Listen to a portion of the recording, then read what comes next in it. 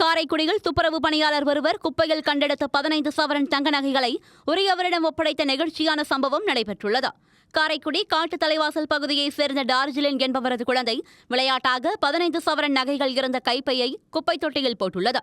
இதை அறியாத குடும்பத்தினர் குப்பையை சேகரிக்க வந்த செல்வி என்ற தற்காலிக துப்புரவு பணியாளரிடம் குப்பையை வழங்கியுள்ளனர். குப்பைகளை பிரித்தெடுக்கும் போது அந்த நகைப்பையை கண்டெடுத்த செல்வி உடனடியாக தனது கணவருடன் சென்று காரைக்குடி வடக்கு காவல் நிலையத்தில் ஒப்படைத்தார். காரைக்குடி எஸ்பி ஆசிஷ் புனியா முன்னிலையில் அந்த நகைகள் உரியவரிடம் ஒப்படைக்கப்பட்டன. செல்வியின் நேர்மையை பாராட்டி நகையின் உரிமையாளர் அவருக்கு ரூபாய் 20,000 சன்மானமாக வழங்கி கௌரவித்தார். சுமார் 18 லட்சம் ரூபாய் மதிப்புள்ள நகையை திருப்பிக் கொடுத்த செல்விக்கு பாராட்டுகள் குவிந்து வருகின்றன. காட்டு தலைவாசல் குப்பை கொட்டும் போது ஒரு பேக்கில் ஜாமானுங்க பொருள் வீடு போய் குப்பை வாங்குவோம். சரி, அது மாதிரி ஒரு பேக்கு ஒன்று வந்துச்சு. நாங்கள் அந்த டப்பா இதெல்லாம் போட்டு வாட்டர் கேன் இதெல்லாம் பிறக்குவோம். அதில் நாங்கள் எடுத்து போட்டுட்டு 4 நாள் கழிச்சு இப்போதான் எடுத்து அந்த கட்டை கொடுத்துட்டோம். என்னமா இருந்தது?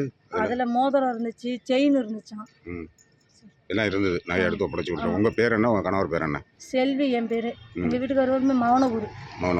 எத்தனை வருஷமா வேலை பார்க்குறீங்க? அது இப்போ ஒரு 7-8 மாதம் தான் பார்க்குறேன்.